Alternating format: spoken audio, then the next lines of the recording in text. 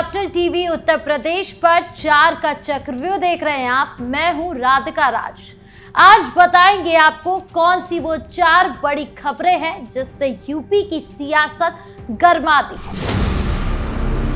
4 के चक्रव्यूह में सबसे पहले बात सीएम योगी की, जिन्होंने होली से पहले पुलिस से लेकर आम जनता को सख्त निर्देश दिए हैं। बताएंगे आपको क्या कुछ बोले सीएम योगी।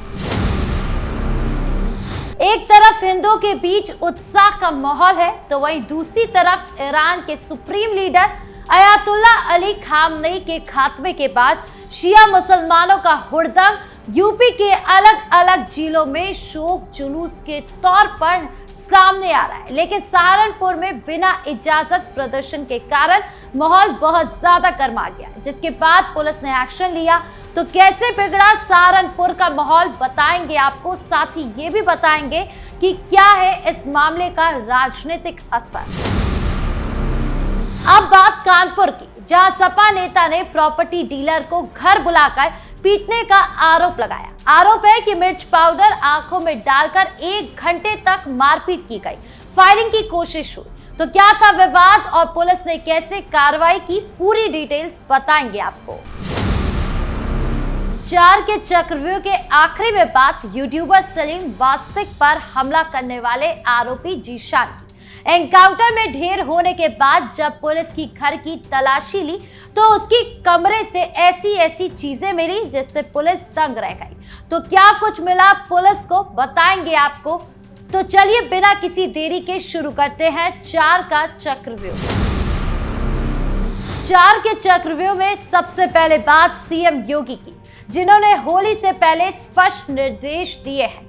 गोरखपुर में भक्त प्रहार शोभा यात्रा के दौरान उन्होंने होली उत्सव को सम्मानजनक और शांतिपूर्ण बनाने का आह्वान किया। सीएम योगी ने कहा कि त्योहार तभी आनंददायक होते हैं जब शांति और सद्भाव के माहौल में बनाया जाए। उन्होंने दुनिया भर में अस्थिरता और संघर्ष की बात की, खासकर पश्चिम एशिया में चल रहे तनाव के बीच भारत की स्थिरता और विकास पर गर्व जताया। होली पर सीएम का साफ निर्देश है कि आपत्तिजनक या अश्लील गाने बिल्कुल ना चलाए जाए, ये परंपराओं की गरिमा को कम करते हैं। और क्या कुछ बोले सीएम योगी, आप भी सुनिए। देखिए, पर्व और त्योहार का आनंद तभी है जब दूसरे को ठेस पहुंचाए बगैर, नुकसान पहुंचाए बगैर उत्साह के साथ हम उसका आनंद ले सके।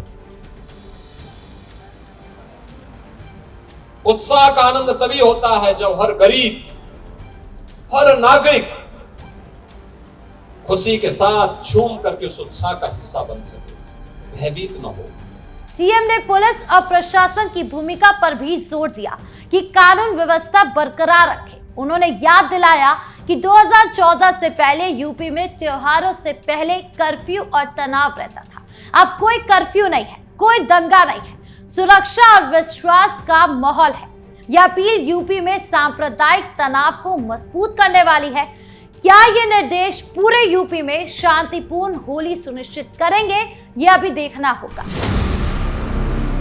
बढ़ते दूसरी खबर की ओर, जो ईरान के supreme leader Ayatollah Ali Khamenei की मौत पर यूपी में फैले शोक और विरोध की है।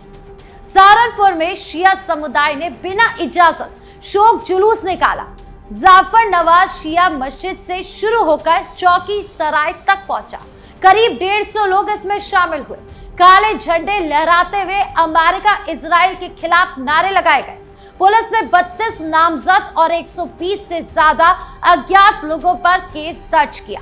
बिना अनुमति प्रदर्शन के लिए सख्त कार्रवाई की बात कही। ननौता में भी 26 नामजद पर केस। बुलंदशहर में शिया इलाकों में घरों, इमाम बारों पर काले झंडे। प्रयागराज में दूसरे दिन भी प्रदर्शन हुए। करेली, रानी मंडी, दरियाबाग से बड़ी भीड़ नजर आई। सिविल लाइंस में स्टोन चर्च के पास जमा हुए। खामनेई की तस्वीरें लेकर नारे लगे कि तुम कितने हुसैनी मारोगे, हम हर घर में हुसैनी निकाल देंगे। यही नहीं, कानपुर में शिया समुदाय ने 3 दिन का मातम घोषित किया। मजलिसें आयोजित की गई। सुन्नी विद्वानों ने भी अमेरिका इजराइल की निंदा की। खामनेई को शहीद बताया। इस मामले में सियासत भी जमकर हो रही है। सपा के रामपुर सांसद मोहिबुल्लाह नदवी ने इजराइल पर अंतर्राष्ट्रीय कानून तोड़ने का आरोप लगाया। कहा कि दुनिया एक प्रभावशाली धार्मिक नेता की शहादत पर शोक मना रही है। रमजान में सब्र कर रहे हैं, लेकिन ये सब्र कभी फूट सकता है। 150 लड़कियों के हॉस्टल में शहीद होने का जिक्र हुआ। इस्लाम कभी नष्ट नहीं हुआ और ना होगा, ये बात कही गई।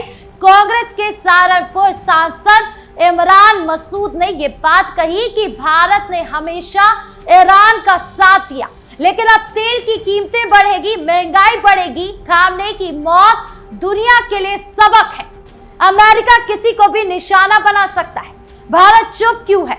वैश्विक नेता बनने का दावा, लेकिन दोस्त की मौत पर 2 शब्द भी नहीं कहे गए। यह बयान यूपी की सियासत में हलचल मचा रहे हैं। शिया समुदाय का गुस्सा वैश्विक है, लेकिन स्थानीय प्रदर्शन बिना अनुमति के माहौल गरमा रहे हैं।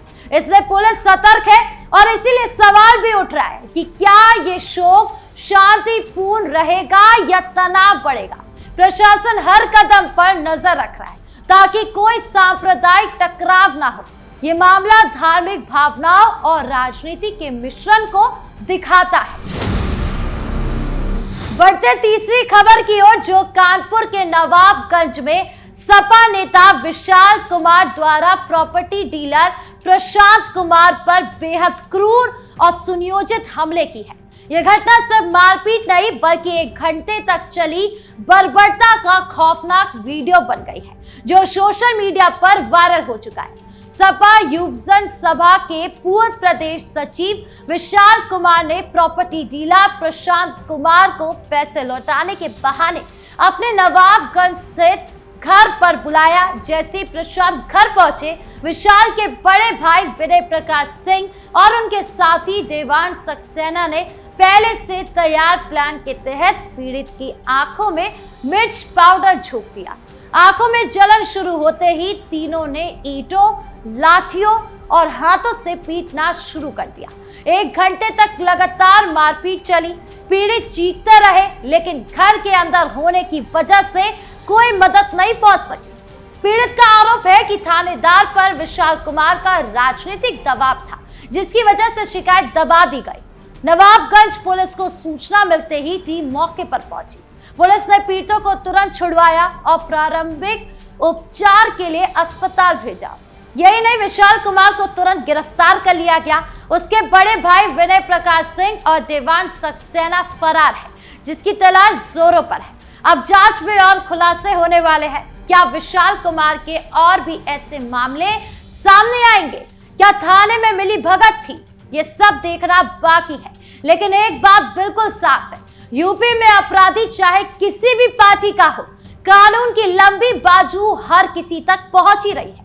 ये घटना प्रदेश में चर्चा का विषय बन गई है और लोगों में सपा नेताओं के प्रति गुस्सा फूट रहा है। प्रशासन ने सख्त चेतावनी जारी की है कि ऐसे किसी भी मामले में राजनीतिक संरक्षण नहीं चलेगा।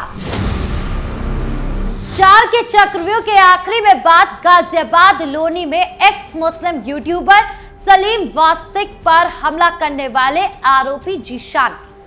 एनकाउंटर में ढेर होने के बाद पुलिस जब उसके खोदा इलाके वाले कमरे में पहुंची तो वहां का मंजर देखकर पूरी टीम दंग रह गई। कमरा एक पूरा पॉडकास्ट स्टूडियो बन चुका था। इंस्पायर विद जीशान नाम से था। महंगे माइक्रोफोन, रिकॉर्डिंग उपकरण, लाइटिंग सेटअप, लैपटॉप और कई मोबाइल फोन। दीवारों पर रेडिकल और भड़काऊ वीडियो के स्क्रिप्ट लिखे हुए। डायरी भरी पड़ी थी जिसमें कट्टरपंथी कविताएं और नफरत भरे विचार लिखे थे। जीशान अमरोहा के कस्बा सईद नंगली का रहने वाला था। सिर्फ 12वीं तक पढ़ाई, फिर मदरसे में उर्दू की पढ़ाई। फर्नीचर का काम करता था, लेकिन असली चेहरा कमरे में छिपा था। बड़ा भाई गुलफाम के साथ नोएडा में काम करता था।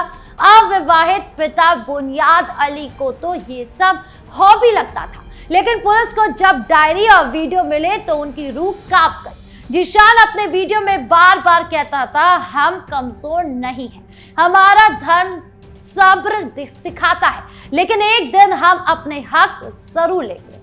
जो हमें गलत साबित कर रहा है उससे जवाब देना होगा। उसकी सोच पूरी तरह जहरीली थी। सलीम वास्तिक के एक्स मुस्लिम वीडियो इस ग्रुप में वायरल होते थे, जिससे जीशान और उसके भाई गुलफाम में भारी आक्रोश था। यही वजह बनी कि दोनों ने मिलकर 26 जनवरी को अली गार्डन में सलीम पर गले पर चाकू से हमला किया। हमले के बाद जीशान खोदा इलाके में छिप गया। लोनी पुलिस को सूचना मिली कि जीशान और उसके साथी नई वारदात करने वाले हैं। एडीसीपी क्राइम पीयूष सिंह की टीम और स्वाट टीम ने घेराबंदी की। संदिग्ध बाइक देखते ही अपराधी भागने लगे। बाइक फिसली तो उन्होंने पुलिस पर फायरिंग शुरू कर दी। जवाबी फायरिंग में जीशान घायल हुआ और अस्पताल ले जाते वक्त मौत हो गई। पुलिस ने इटली मेड पिस्टल, 14 कारतूस, बाइक और वही पेपर कटर बरामद किया जिससे सलीम पर हमला हुआ था। यह एनकाउंटर कानून व्यवस्था को और मजबूत करने का प्रमाण है। सलीम के कंटेंट पर विवाद होता रहा है, लेकिन पुलिस ने बिना किसी पक्षपात के एक्शन लिया, जो सराहनीय है। अब जांच आगे बढ़ रही है और जीशान के पूरे नेटवर्क को उजागर करने की कोशिश की जा रही है। तो 4 के चक्रव्यूह में आज के लिए इतना ही। कैसा लगा वीडियो कमेंट बॉक्स में जरूर बताएं। धन्यवाद।